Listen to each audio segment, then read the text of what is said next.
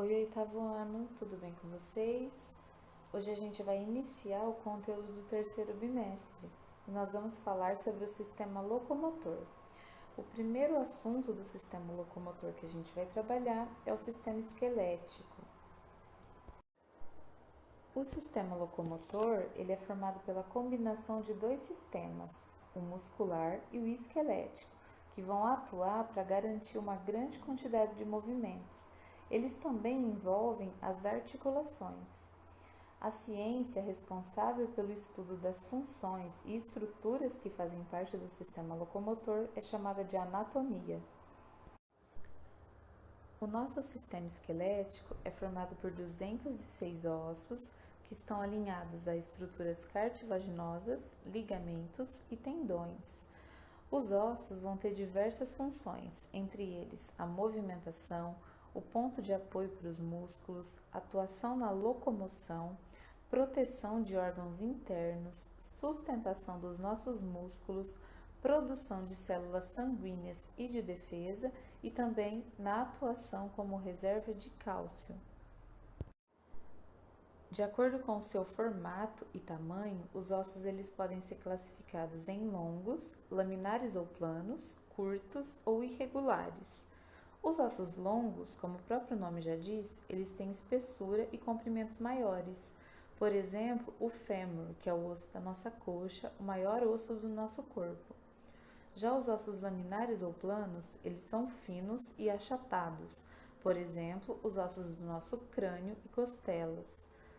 Já os ossos curtos, como o próprio nome já diz também, eles são ossos mais pequenos. Como exemplo, os ossos do carpo e do tarso, que correspondem às nossas mãos e pés. E por último, os ossos irregulares, que não apresentam um padrão definido. Exemplo, as nossas vértebras. Aqui nas imagens vocês podem ver mais detalhadamente cada um dos tipos de ossos que eu expliquei. Osso laminar, ele é bem achatadinho, né, o que forma o nosso crânio. Ossos longos são mais compridos. Ossos curtos são esses pequenininhos que vocês estão vendo nas mãos. E o osso irregular, que não apresenta um padrão definido.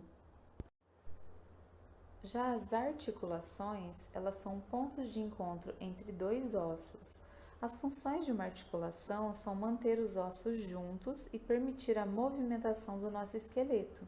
Elas também evitam o desgaste entre ossos. As articulações, elas podem ser classificadas em sinartrose ou imóvel. São articulações que não têm movimentação. Por exemplo, a articulação dos ossos do nosso crânio. Como vocês podem ver na imagem, os ossos do nosso crânio, eles são vários, que se juntam e se unem por meio dessas articulações, porém não permite uma movimentação. Por isso que ela também é chamada de articulação imóvel. Já a anfiartrose ou articulação semimóvel é aquela que permite um movimento, só que um movimento mais restrito. Como, por exemplo, dessa articulação, nós podemos citar os ossos do nosso quadril e também as vértebras. Eles até se movimentam, mas essa movimentação ela é limitada. E por último, a diartrose ou articulação móvel. Esse tipo de articulação ela permite uma movimentação maior do nosso corpo. Como exemplo, a maioria das articulações do nosso corpo, dentre elas a do ombro, a do joelho e a do cotovelo. Uma outra característica dessa articulação é que pode existir a presença de cartilagem entre esses ossos e essa cartilagem ela facilita a movimentação e o deslizamento de um osso no outro. O nosso sistema esquelético, ele também pode ser dividido em duas porções principais, o esqueleto axial e o esqueleto apendicular. O esqueleto axial, ele é formado pelos ossos do crânio, a nossa caixa torácica e a coluna vertebral. Como vocês podem ver na imagem, ele está representado em vermelho. Já o esqueleto apendicular, ele é formado pelos nossos membros superiores e inferiores, ou seja, os braços e as pernas, que estão representados na imagem pela cor amarela.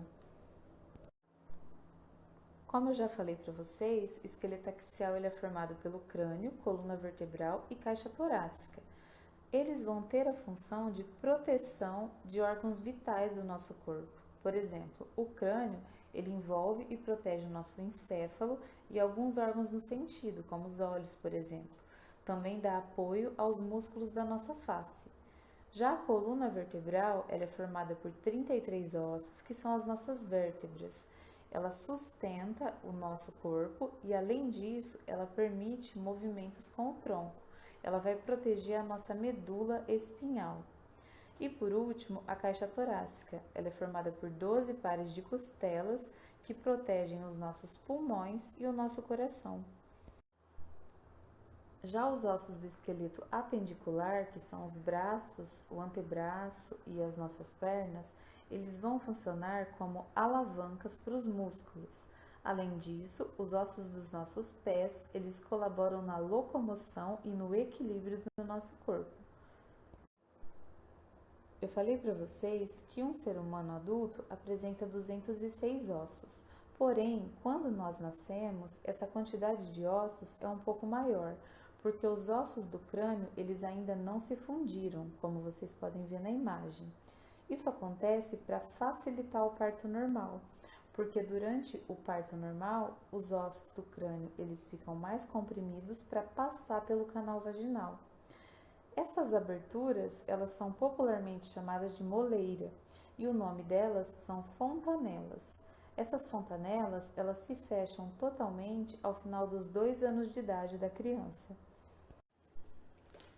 E a nossa aula de hoje terminou por aqui.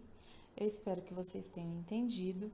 Qualquer dúvida, podem entrar em contato comigo e uma boa semana para vocês.